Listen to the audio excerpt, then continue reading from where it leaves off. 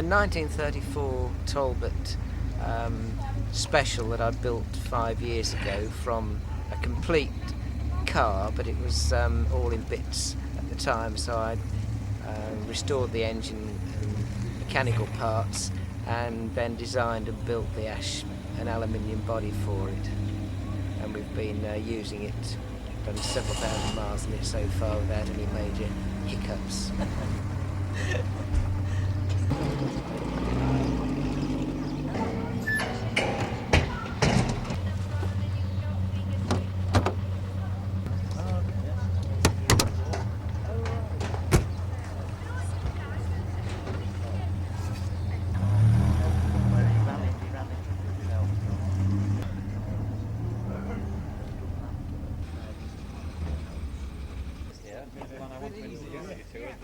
This is a Talbot that was built in 1937 to race at Brooklands by a man called Geoffrey Wooding, and they bought an old 95 saloon which was made in 1933, and 4 years later it wasn't worth a lot, and they bought this thing no doubt at a knockdown price and created this two-seater sports car, which then proceeded to race at Brooklands until just before the war. And the car really is as it was then. It lapped Brooklands at 114 miles an hour, but then it had rather a highly tuned engine, which it doesn't have now, but one day I might get back to that.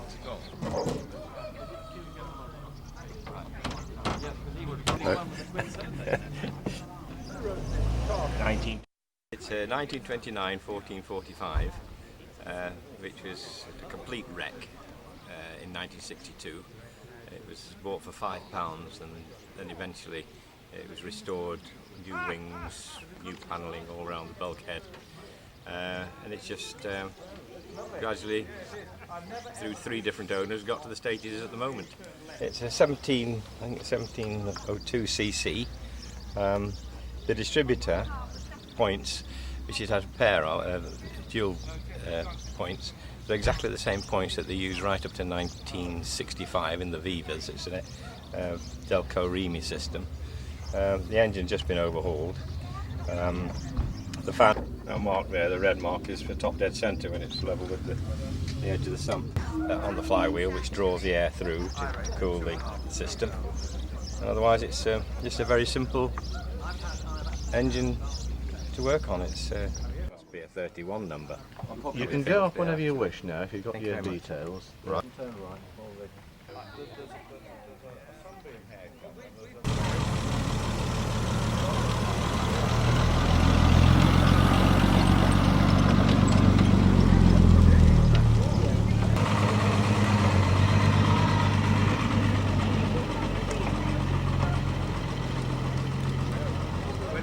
It's a 1930, what they used to call a sportsman's coupe, and this is a blue colour, which is in fact bluebird blue, as it was done to the same specification as that of Sir Malcolm Campbell, who had one about the same time, one of his many cars doubtless. I think he would probably find it a little pedestrian, but nevertheless an interesting and lovely car, and we've just acquired it. Much loved, not Concours, but enjoyable.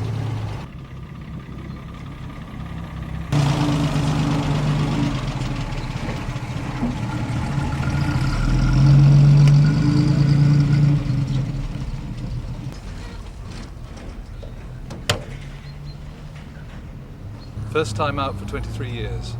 Vegetating in a garage at home, so I just haven't been able to look after do much to it over those years. I've now got it going again.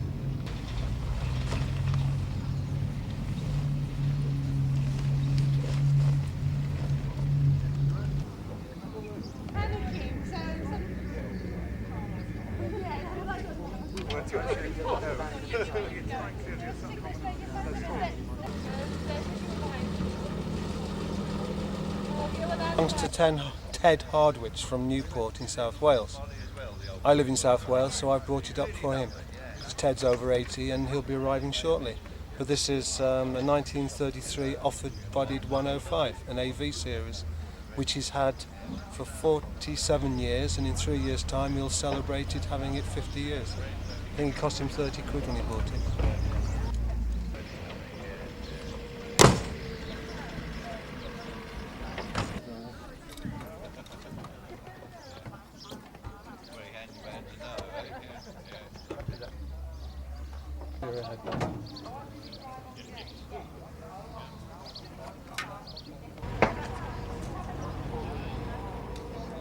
Did we go right up the bridge? Yeah. On the A51?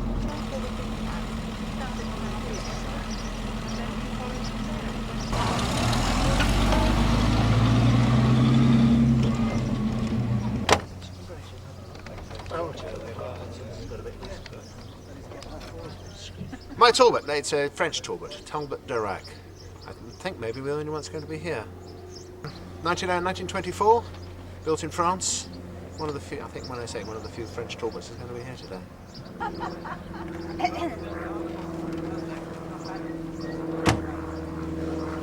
1935, BA105. I've had it about 2 years. It belongs to John Kearney, who was the secretary of the club, and he had it for 18 years. It's a lovely car. It's got the traffic clutch, the auto change box, real gentleman's carriage, so easy to drive. Really is a joy. So I'm enjoying it very much. She's a beauty. And this is we travelled with our old car Molly in Australia, and when we finished at Brisbane and left the car in Brisbane, we left it with Murray's father Rowley, and then later on we went on to New Zealand with the car.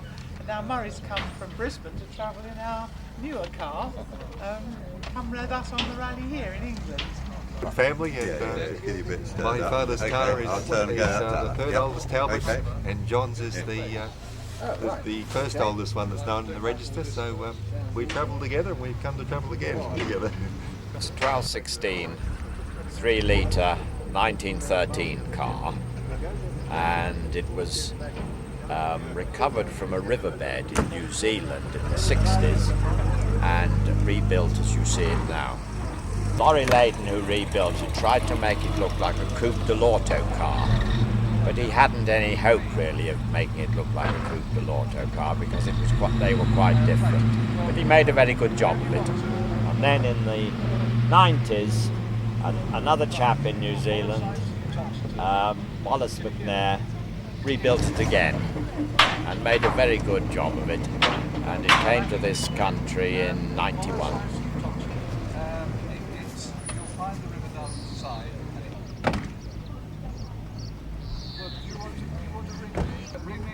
One thing about having no bonnet sides, you have to keep it reasonable.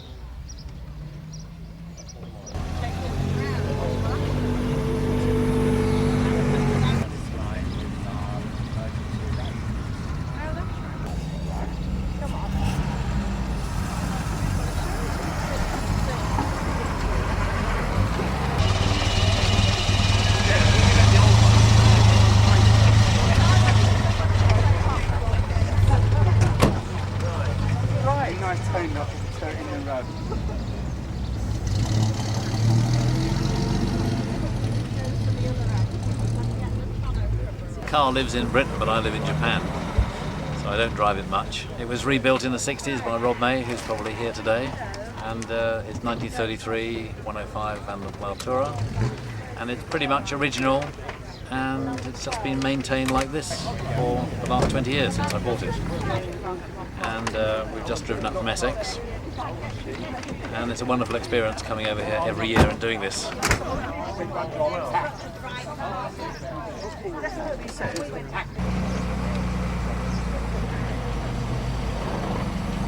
The body is in good condition, and that's really why I bought it. Needed attention, the sewing up both axles, and the gearbox. But, I said, the cost of body was so good, I didn't hesitate to buy it.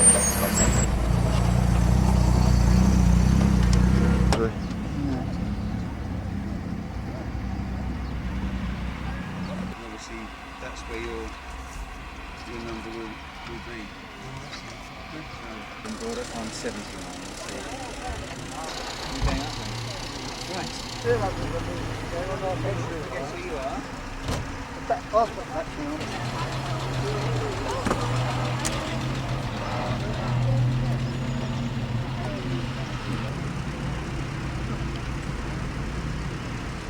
About 35 years, I think. Yes, I'm sure it is. Hasn't been out very much. Three weddings, I think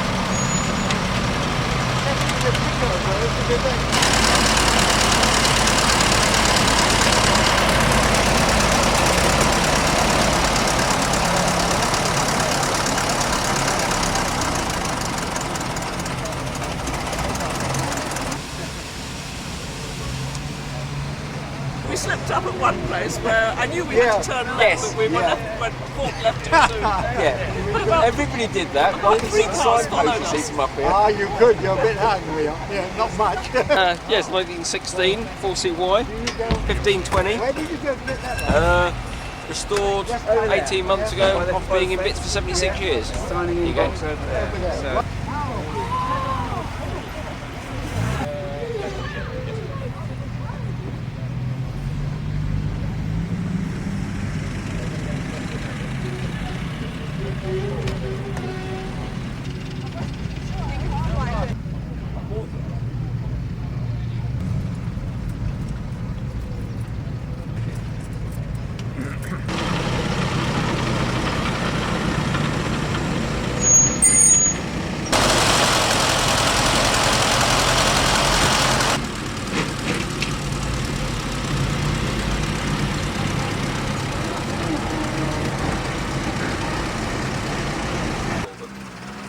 Built in 1930 for Goldie Gardner. And, it was bought by Commander Harris when he was the 19th birthday present in 1931. And he had it for 40 odd years, and I bought it from him in 1976, so really I'm the third owner. I had it for 27 years. So I built it on a 75 chassis, but converted by Fox and Nichols to a 90 specification for Gardner.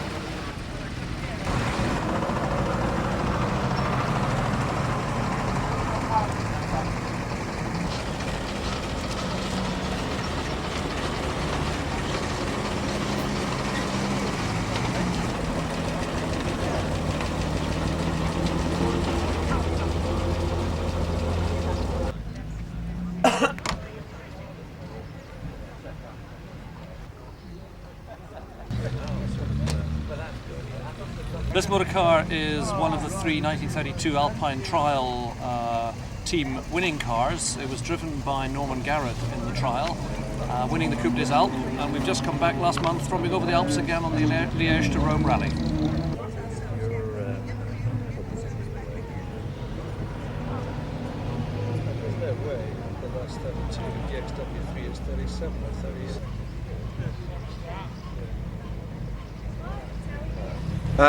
It's 1933 Ulster Coupe, which was a saloon introduced in the 1932 motor show, and this one is one of three survivors, which has been restored fully over the last 7 years.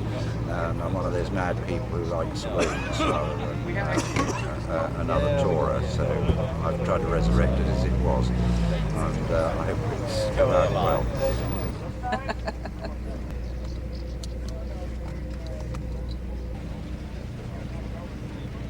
That's the Talbot Simmons Special, which is a replica of specials that were built up in 24-25 by a dealer called Simmons. They raced at Brooklands. There were none survived, but in the early 70s, this was built up with a body by Nick Jarvis, 1023 engine and running gear in an 818 chassis. It's called the Talbot Simmons Special. It's been in the register ever since. I've had it about 3 or 4 years, and it goes, but it's a bit uncomfortable. It's not going to rain today because we've had a hood made specially for the occasion, and it's stuck in the back, and we're not going to get it out because it's not going to rain.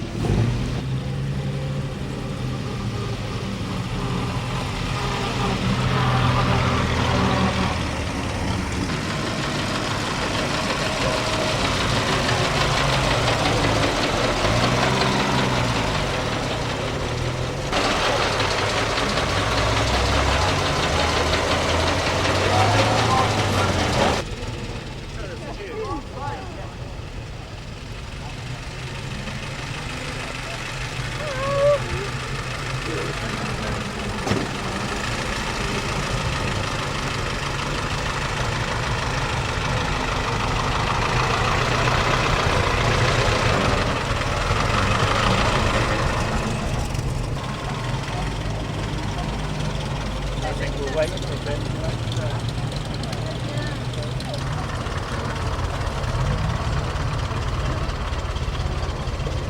Morning, Jeff.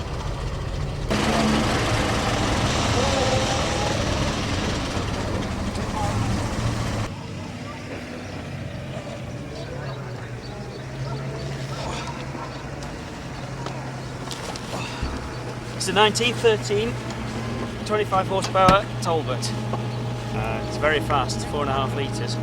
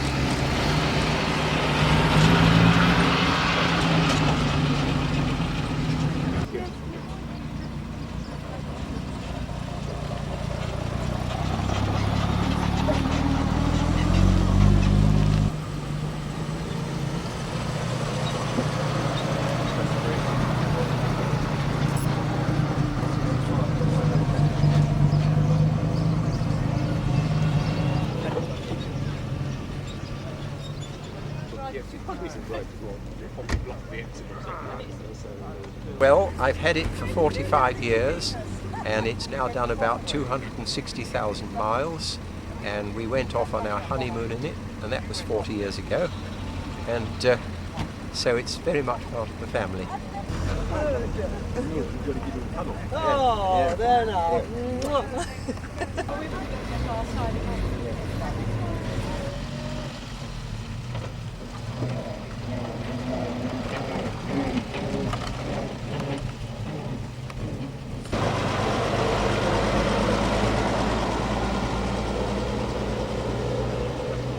This car is a Talbot 1023, 1925. It's a Colonial model with an engine that's got a fan. It's owned by two Colonials, so very appropriate for the car. Ian and Jackie Golding come up from Australia. New Zealand. Oh! Take two. Pick up everything from down there? Yeah, they've got paperwork just by the fence there. They've got paperwork and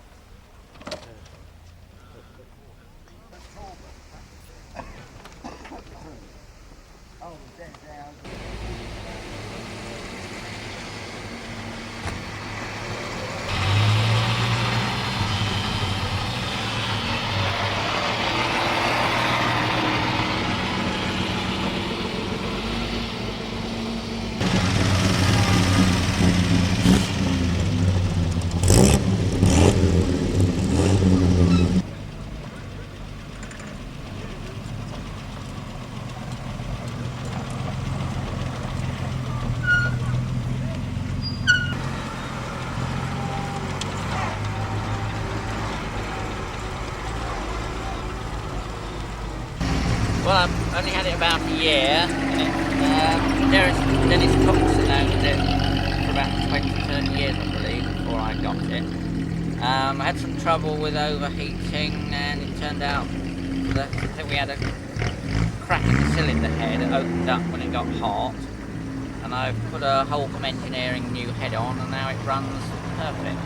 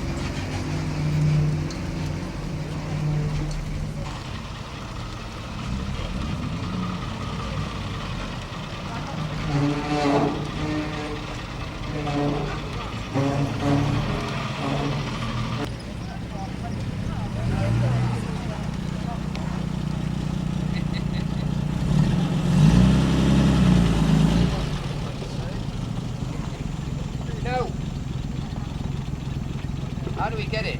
We asked Mrs. Ward for it. Oh.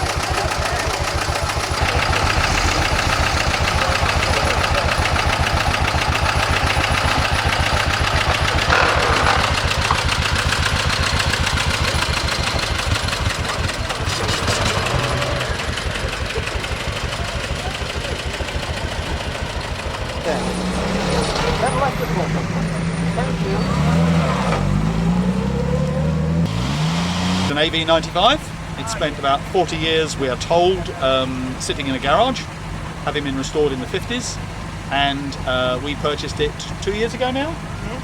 And it immediately ate its rear axle, and that was followed up by a rather expensive gearbox rebuild, but so far so good, and we're enjoying it a great deal.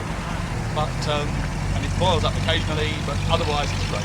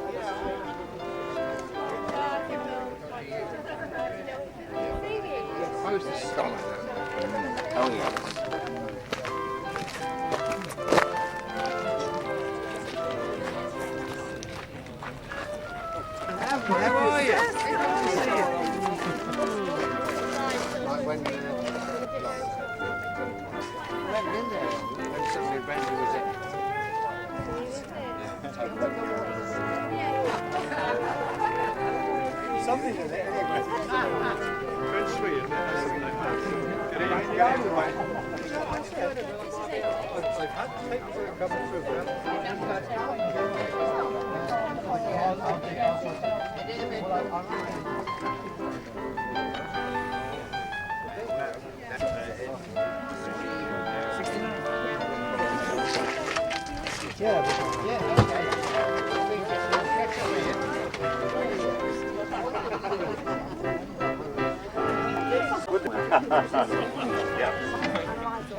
Now, do you see the now, treble 4.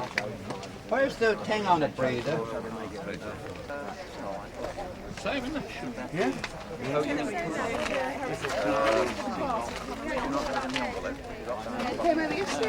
Yeah, come over and just quietly. I got some spare one. Have you? But they're the bigger ones. No, for this one. Yeah. I had a front end car. Is the car running all right now? She dried out? Ah, good, good. Yeah. make something for us. Honest to God. You see, in 1904, you look down on the pump, and it's on a lot of the bits. You'll see 4B. Well, I think it's just gone round to 5 o'clock. Got it. 4B. Yeah. Then they get that from 5. That's the one. Yeah.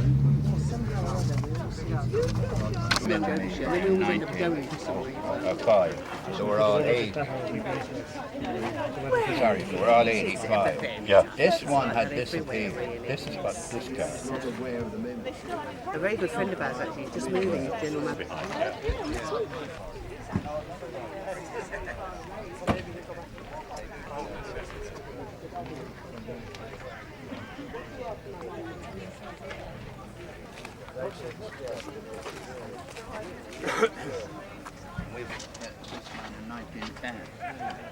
Very similar engine, isn't it? Yeah. But you can see that the exhaust manifold goes off. Oh, right.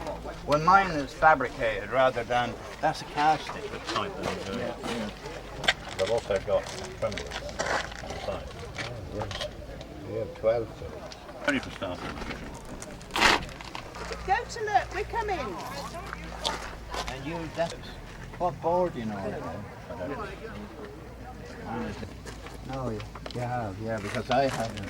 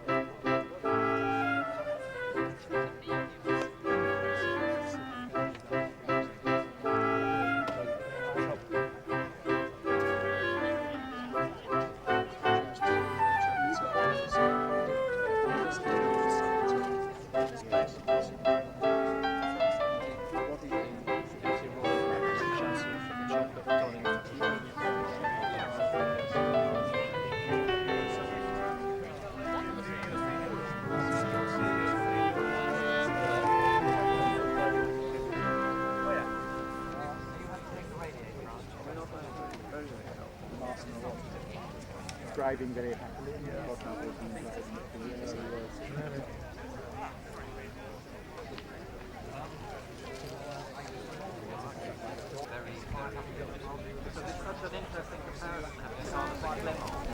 I found this car in Ohio. I live in Vancouver, and it was for sale in Hemmings Motor News, so I bought it sight unseen from a collection of American cars, and it arrived from Ohio, Alliance, Ohio, and when it arrived, it came across in the winter and all the paint fell off. Fairly soon afterwards, sold it to my good friend Robert Wilcox here, and Jackie. We are still talking to each other, which must mean something. Having bought it from Robert, sight unseen, photographs from sent in the post, a few negotiations over the telephone of price. It duly arrived at Felixstowe in a container. It had to be rewired. Took the sump off about a year later because there was oil leaking from it. Discovered that 2 of the connecting rods were bent. So new connecting rods were required from France. So done a fair bit of work on the engine. It's now running extremely well. Very pleased with it. Nice car. Nice car.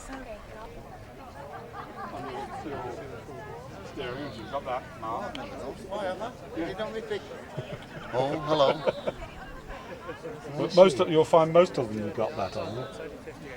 Now yours won't have No, I don't that. think I've got that. I don't remember. No, seeing that. because Well, you just worked. I've just worked out where that plate goes. I've Right. got that plate completely separate. right. No, Just dawned on me. yours won't have that. Yours will just go around there. It won't have this piece there. Won't have that hole there. I'd like to know. Tell me about It's it. a 1928 AF 1445, which I've owned for 45 years. I bought it for £10 in 1958, and when I got a company car in 1961, I couldn't bear to part with it. So here it still is.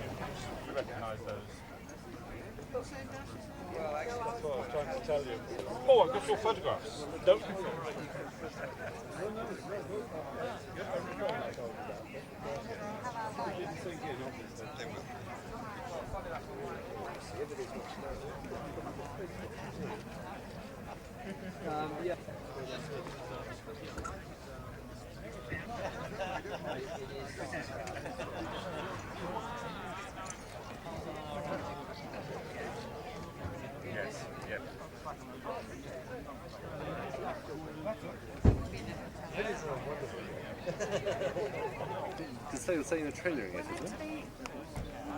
Acquired it 20 years ago as a basket case, and it's taken me 20 years to rebuild it, including raising a family, etc.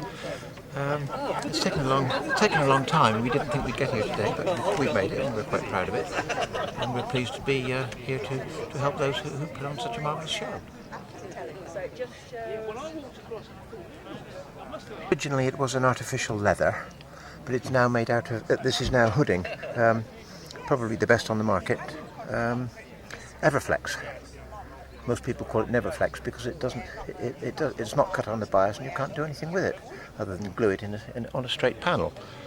But we, by dint of a bit of trickery and what have you, we've managed to get it around a few of the curves to make it look reasonable. We hope.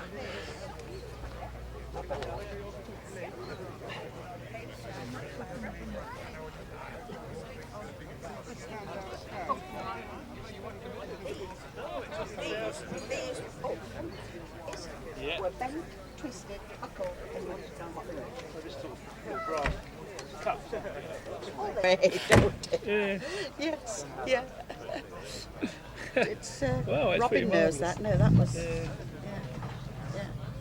So it's taken a lot of time, isn't it? Yeah. You're not. Wow, sweat and blood. 4,000 I'm not looking up. 4,500 hours. I hadn't realised you'd done all that. Everything. Well, Everything to it. Because I spoke to you at Brooklands and you said you just done it. Everything barring painting the bonnet. It's done. Painted with a brush. Everything. I like it with bigger wheels. I'm needing something different there. Yes. As I bought it in '53. Yeah. Get out of your way. I got all those photographs. Oh, right. The car pre-war. To fit. Oh, very easy. And I'm not retired, so I do have to go to work. This is the ex-Burton car that missed winning the last race ever at Brooklands by 1/5 of a second. So you can't take that away.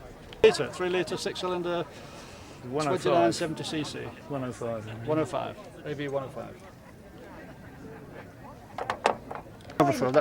It's an expansion tank for the radiator. That's all. Otherwise, it's as it left the factory.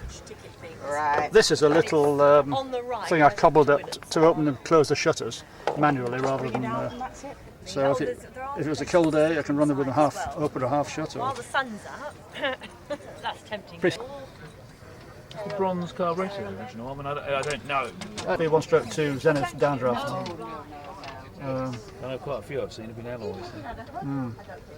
He's raced it, and he had the telescopics and offset wheels, and I've got both. I built it like that because that's how I knew about it. And this last few weeks, I've taken it all off and put the 18-inch 550/18 racing tyres on. So that's Dan Margulies. He sold the car at the end of 1952, and I bought it in '53. Didn't know the car had the spare wheel there, so that's Brian Burton, the originator of the car to race at Donington Park, and that's racing stripped again. So quite a history, isn't it? Yeah.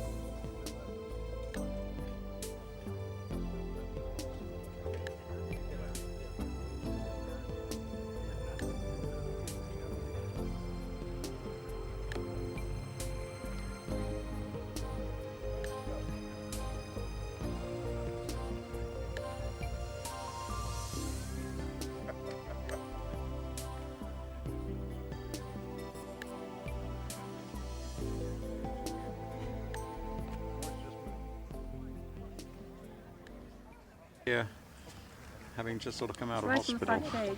And can't possibly. No, what's happened is that I got ejected out of hospital on Monday. I just haven't got the energy to drive Dear Adelaide. Dear Adelaide's a 1934-65, and I have to say, very proud of her. And there's a picture of her right there. We organised the Southwest meet, and we had quite a gathering of the Talbot Centenary Southwest. Owned by Stephen Curtis, of course. And this is the celebration hayloft, home of Henry and Di Harvey.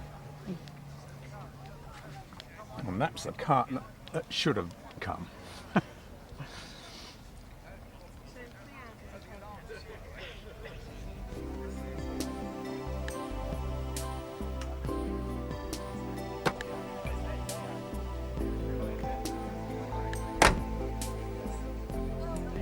Yes, okay.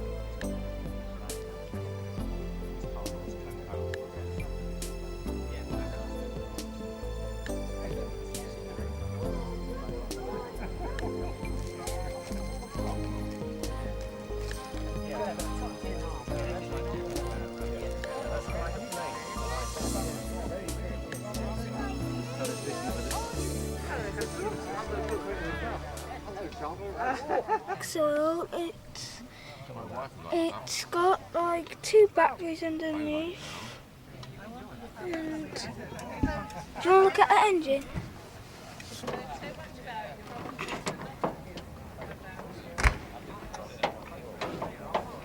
This is the carburetor. That makes it go, like when you put foot on the pedal, it goes vroom vroom like that, which works the carburetor to make the engine work. And when it goes like that, it makes it goes vroom vroom like that. This is my Talbot 90, Bentleys Tourer. It's 1933. And I've owned it for well over 20 years. I think its only claim to fame, apart from my own ownership, is the fact that it was the last car that George Roche rode in before he died. So he's ridden in that car, and he did say that the Talbot 90 was his favourite model. So here's to Talbots and Talbot 90s in particular. Cheers. Yes, all the panels are original, believe it or not, and I could even find numbers on each panel as put on by the maker at square one. So there's a beautiful car for you.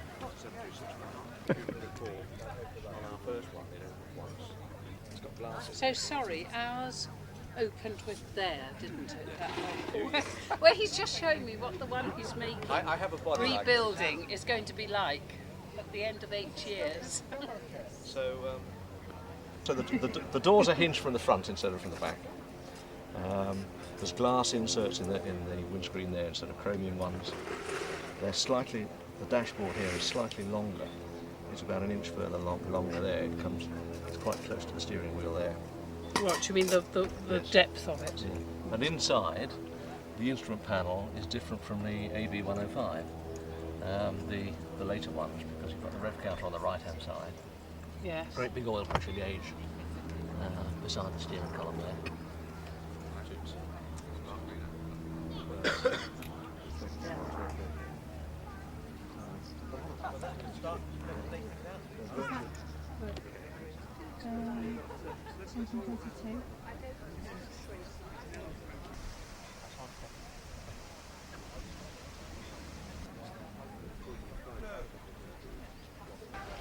Because I saw the car, I think it was 7 years ago, with Mary Blythe at her home. And the car was between all the faster cars, the Geo 51, 53, 52, don't ask me exactly. But I loved that car at first sight. And it wasn't for sale at the time, but everything changed, of course, when Mary died 2 years ago. And I was able to buy the car. After all, after 7 years, Stephen Curtis phoned me and asked me, are you still interested in that car? And I was, of course, after 7 years. And I was able to buy it, and it is in my garage now. So I'm a very lucky man.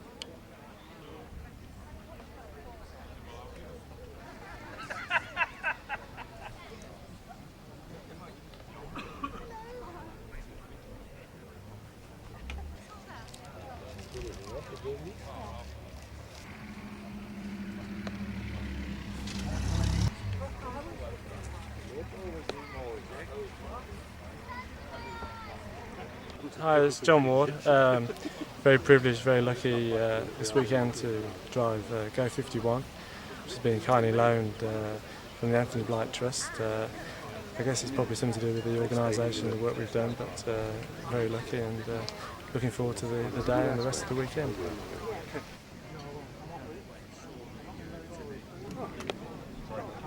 '90, fitted with a 105 engine. Well, I think it's a 95 engine upgraded to 105 specification.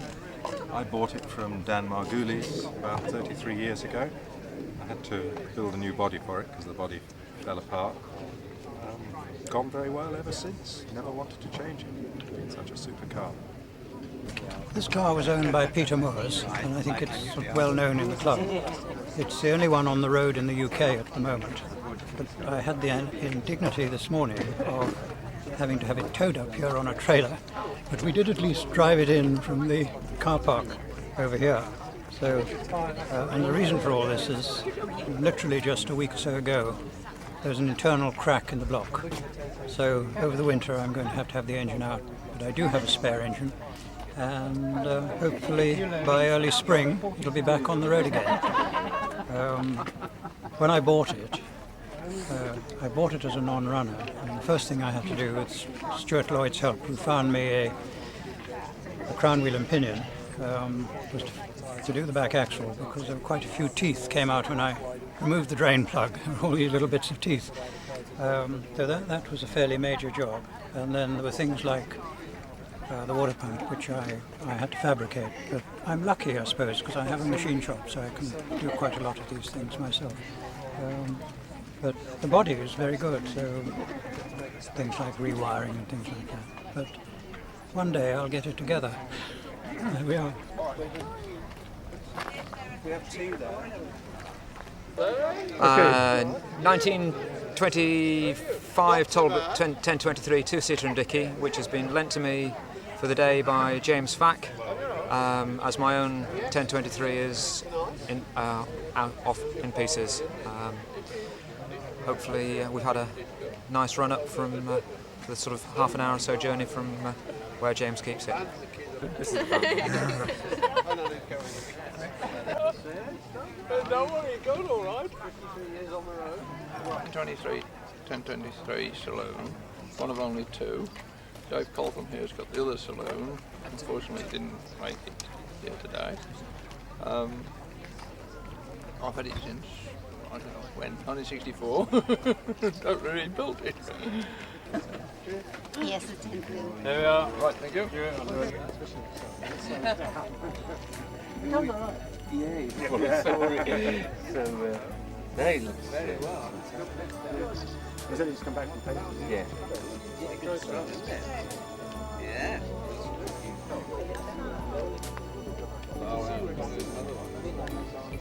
There's another one. No, I didn't. What? No, I don't want it. I'm still eating. It's in the final stages of restoration. All the mechanics are done, and the brake shoes and the drums themselves are new. It's just waiting to be painted, really. So the reason that it's like this, it was blasted, and it should be claret. So we will paint it, but we don't want it off the road. We enjoy it so much. So Pat made the seats, but it is really just about waiting for to come off the road and be painted. But we, as I said, we love it. So hence we keep on using it as it is.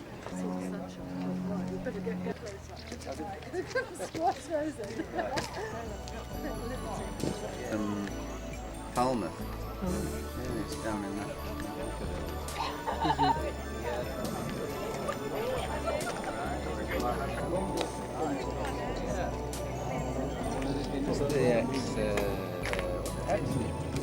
It's the X-Plan.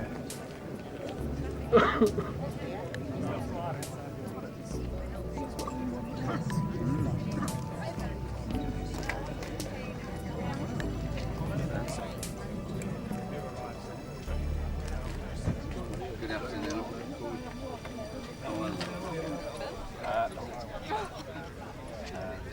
Well, I'm afraid The real reason, John. The real reason. the Talbot's got to go now. I'm afraid we're not using the Talbot sufficiently, and she's got to go. And you've got a white Bought her in van. 1976, and she's been on the road since about 1991. Not done too many miles really, so I'm afraid she's going to have to go. The real reason is he's bought a white van, and I refuse to go any distances in the white van. So I need a limousine. Yes, we interestingly found this postcard of what looked like an artist's impression of a car, but now looking at the Moore's car, we realise it probably is an actual illustration of that. Thanks very much indeed.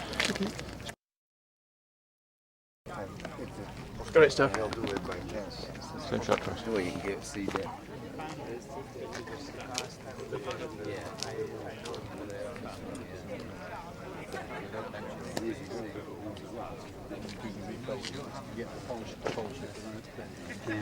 Too much heat.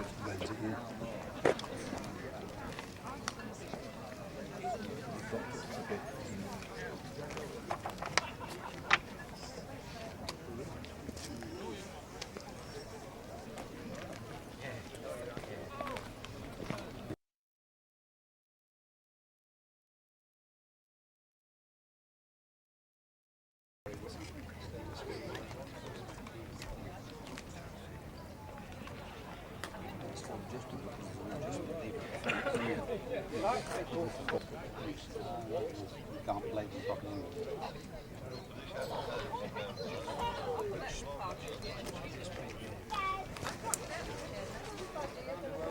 Beginning of 1935, January 1935, and belonged to a Scarborough bank manager.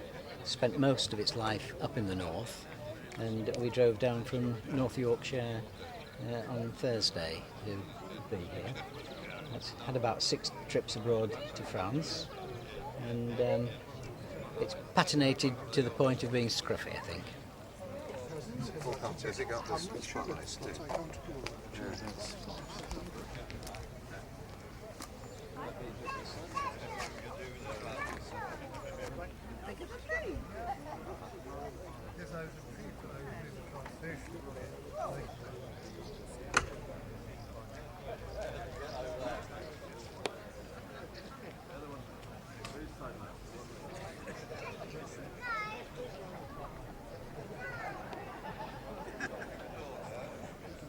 The car is one of 2 BG 110 saloons, 3.5 litre, on the road at the present time, as far as I know. It was found in France by James Fack originally, up in the northeast of France, and we brought it back to Sheffield, and then found that the grandson of the gentleman who used to maintain it in the 1950s was living just down the road and knew the car intimately, so we managed to get it re-registered with what we think is its original registration. At the moment I'm just driving it rather than doing much to it other than keeping it on the road, but the decision has got to come as to whether I'm going to spend some money on it and do it up, or whether to try and get hold of a slightly earlier model with the pre-selected gearbox and traffic clutch, which I would particularly be interested in.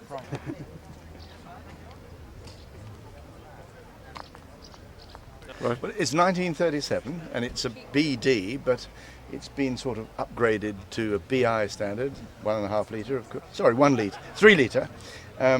You'll have to edit that. 3 litre, and it was a saloon car. Somebody made this Van der Pla type body in 1980 something, I don't know when, and I've had it 4 years.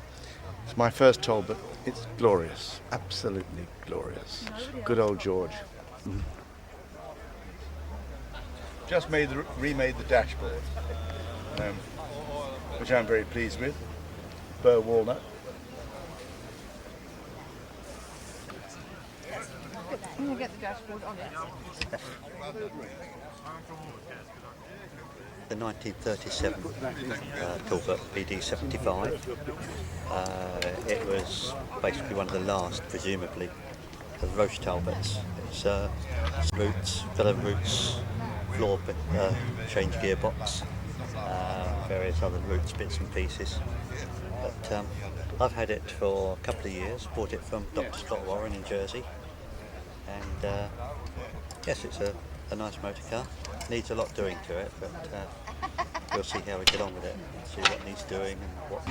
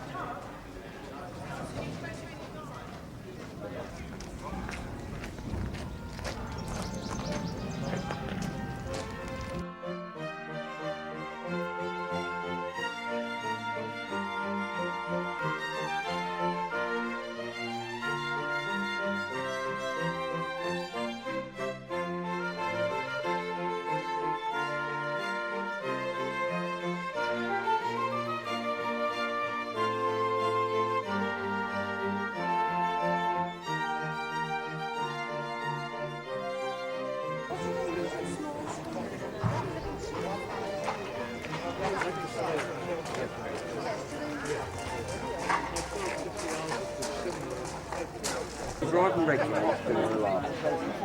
And if you can drive an old Land Rover, you can drive one of them. And what size engine? 2.4 litre, 2.1. They're all big engines. It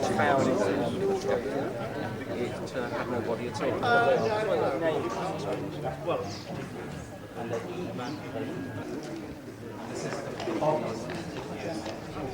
Yes. He drove it in 1996, remember? And was on the video driving it around the track. An iron statement confronting each other on this plate. But look at this car.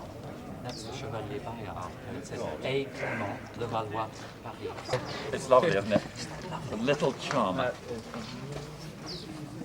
How long have you had this?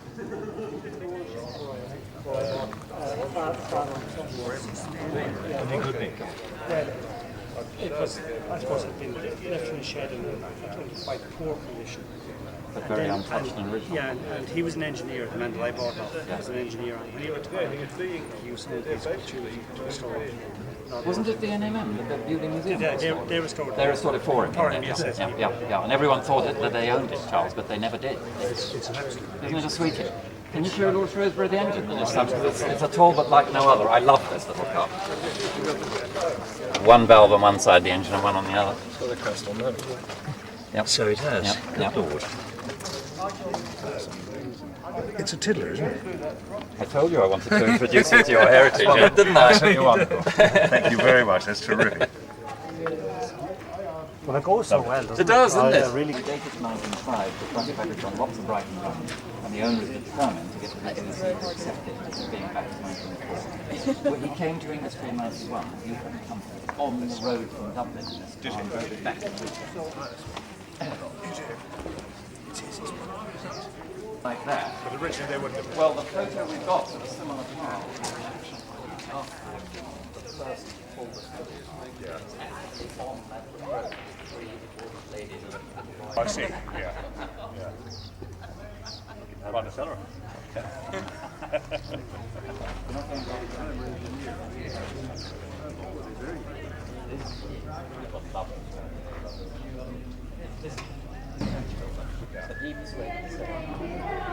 I see.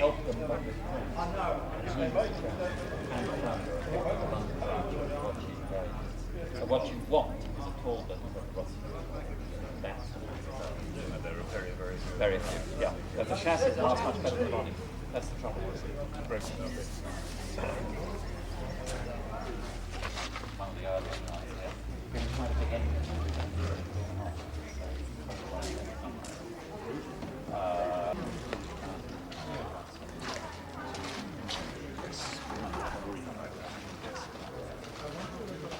That was the.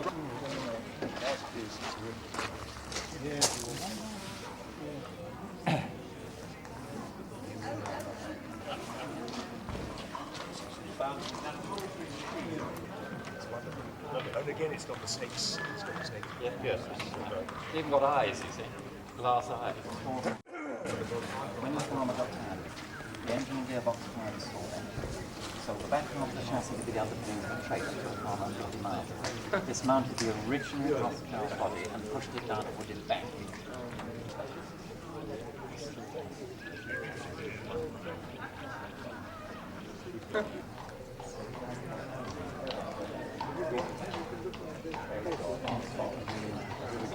This is again genuine rock style. Yeah. You knew it. Wow. And who owns this? That gentleman there. Hello, thank you. Hello.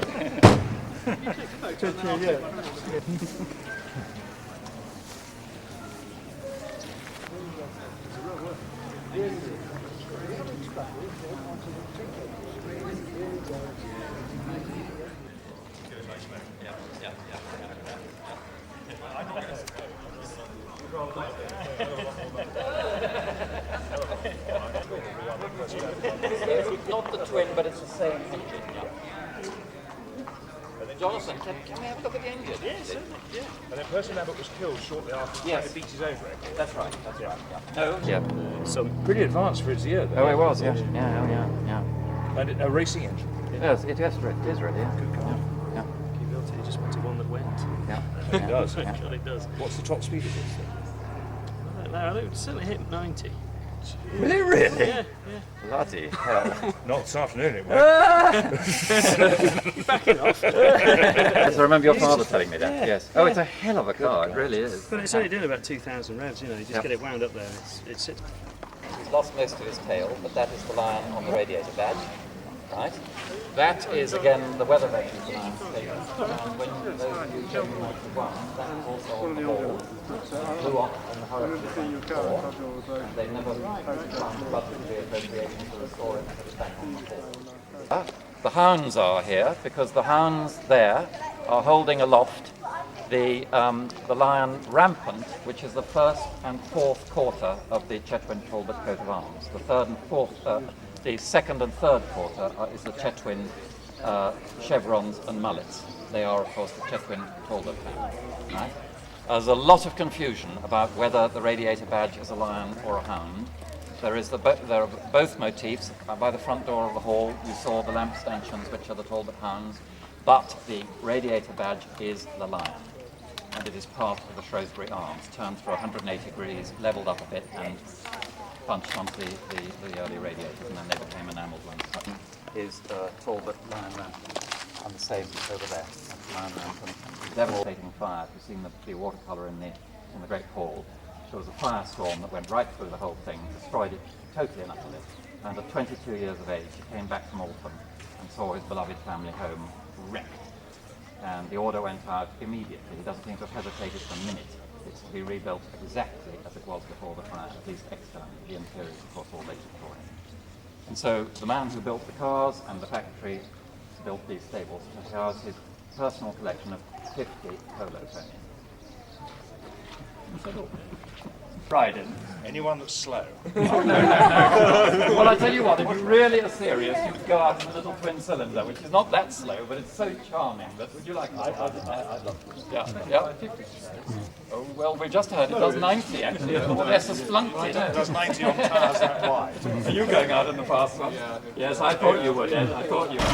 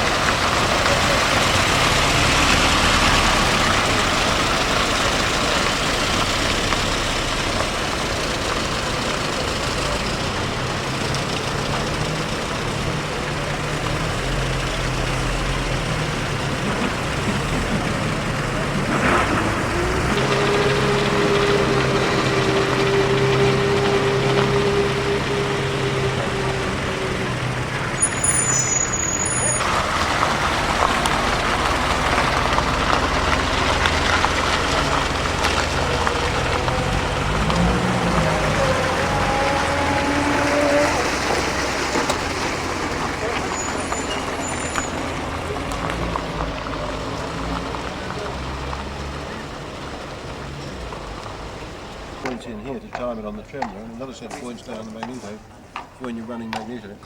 Right, yes, this is how... I'm intrigued with that because... some had fatter exhaust manifolds and others had. Great difficulty in sealing the sump. It leaks a bit, yes.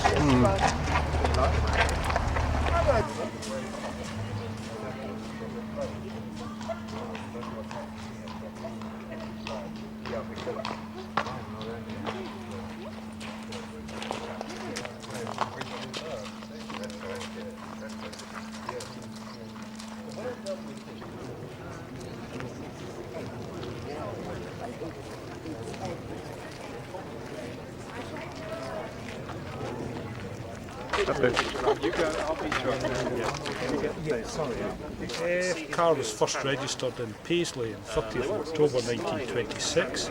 Spent most of its working life in Inverkeithing in the hands of a garage owner called Daniel Patterson, who used it as a taxi. He also used to deliver papers up the east coast of Scotland in it as far as Aberdeen. Allegedly, he left Inverkeithing station at 6 a.m. on Sunday morning, and he was back there when he been to Aberdeen at 12 noon, an average speed of 41 miles an hour. I look forward to attempting to recreate this someday.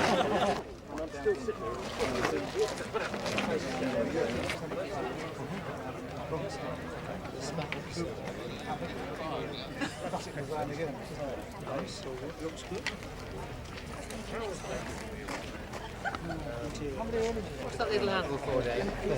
There was a lock on the original door, but this one had it removed from new, and that one was never activated. There's nothing. The lock mechanism has been deactivated.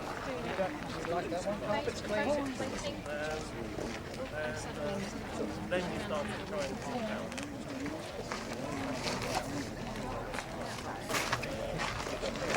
We should finish by next Thursday at this rate. With the access to the bolt. I have to test if there's one missing. You're not asking to go I learned it motor from you racing. anyway. You're not asking to go motor racing.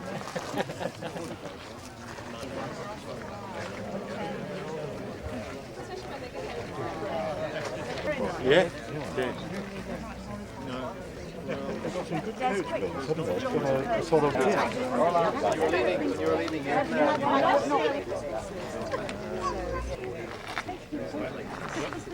It's the Talbot Hound.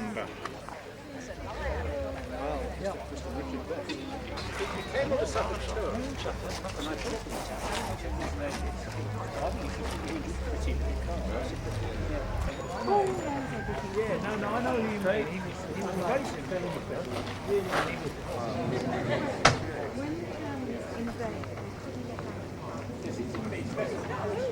Oh no, it's away now.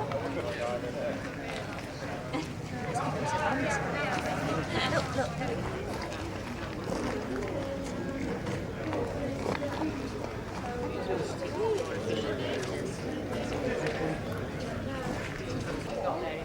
This is my friend.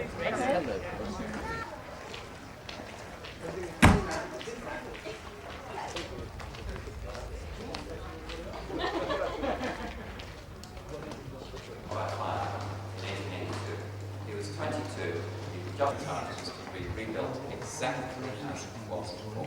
Externally, internally, it's purely Victorian. There's no hangover of Elizabethan.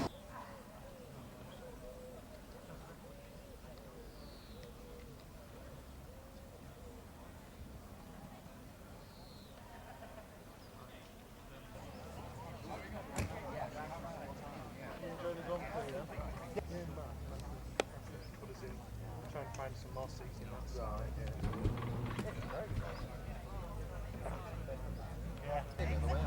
John actually used to live in 2.5 houses. Houses, parish, estate. John Manning.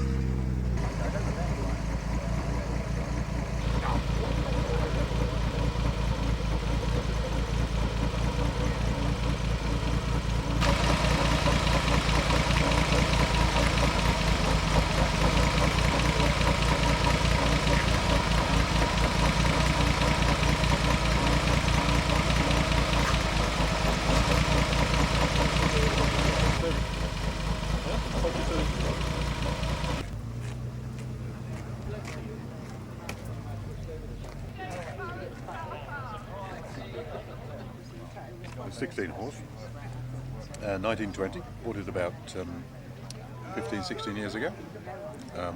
Had, as it says in the programme, 14 rather good summers. Never been stuck by the side of the road. Very reliable. Not the quickest thing on the road, but always very relaxing and a pleasure to drive. I think it's a car that will stay with me for quite a while.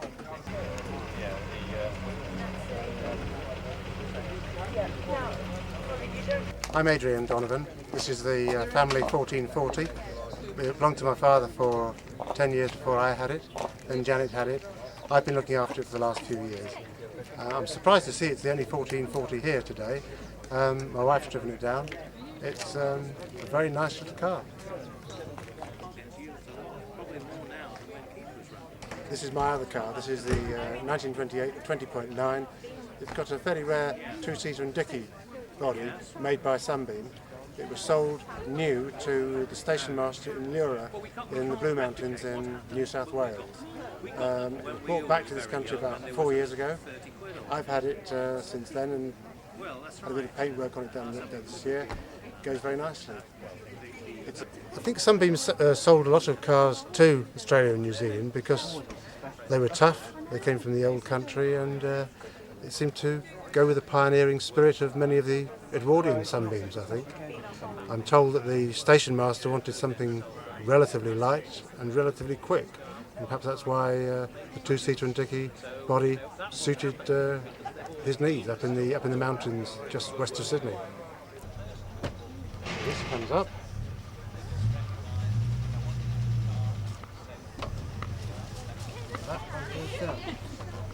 This bit of the car isn't finished, as you can see, but maybe next year.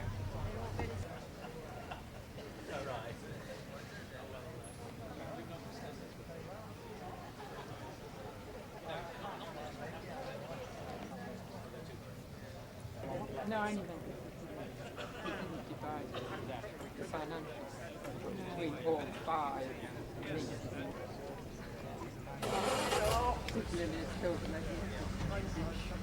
She worked off. Yeah, thank you very much. Thanks. You're very welcome. Nice to meet you. You want me to tell you about this? This is a Sunbeam twin cam engine, 6-cylinder, 3-litre capacity, 1926. And the Sunbeam 3-litre was the first production car to have a twin cam engine fitted to it. They've got twin carburetors. These are Colonial Hobson carbs, made in France. And the man who designed this engine is Louis Coquelin, who was the managing director of Sunbeams. He's also a Frenchman, so it might have something to do with the fact that it's got French carburetors on it. These are fed by an autovac here. Sparks are by a magneto at the front. Formidable machine, about 41 left. Cup of tea? Like this.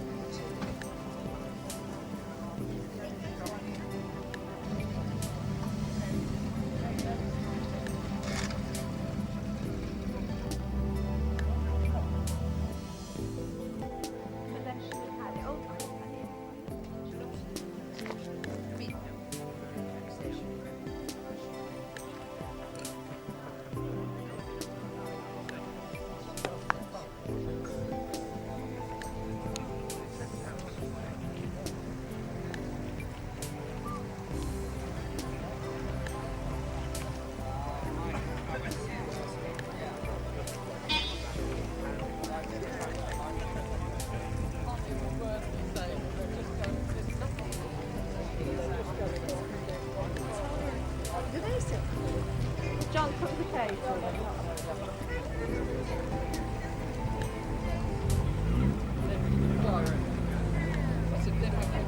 Just to know a little bit about the car. 16.9 horsepower. The paintwork is original. It hasn't been resprayed on the body. You can see there are marks where the polish has rubbed right through to the undercoat. The wings have been resprayed at some time, but not very well. You can see it's been patched up here and there, and the headlamps and side lamps have been replated with a nickel plate, but again not very well, because you can see it's coming off here and there. It's a 6-cylinder engine, 2 litre, 2.04 litres in capacity, develops about 45 brake horsepower. The coil ignition, what else can we say, with a water pump, coil ignition, central chassis lubrication system, which has pipes running to all various points.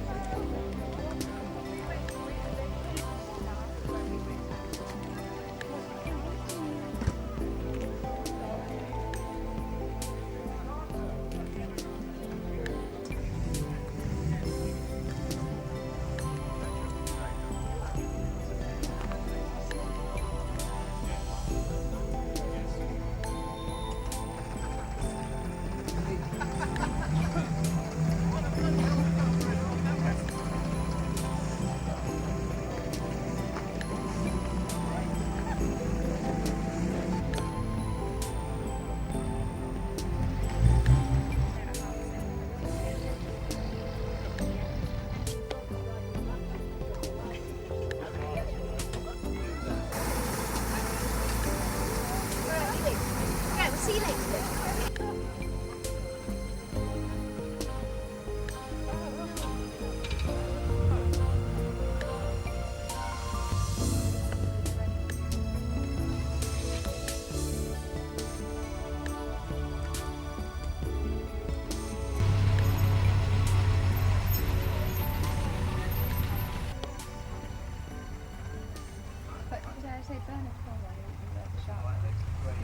Just like coming to meet people, and we enjoy the chat and the general surroundings. Yeah, we usually come to very nice places.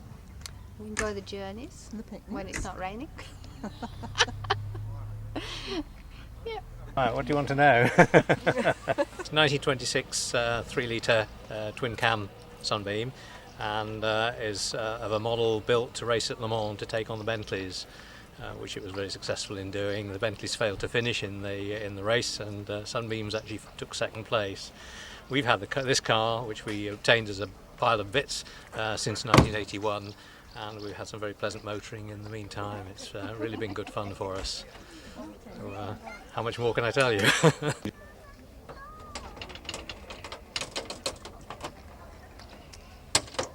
200.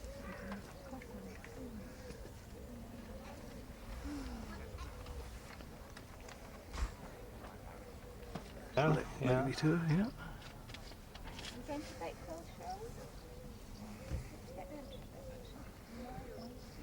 French? I don't know. I didn't know that they were.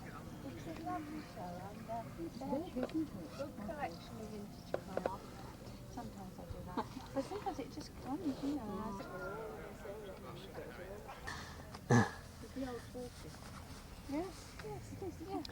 So I was fortunate enough to be able to get hold of a second matching light.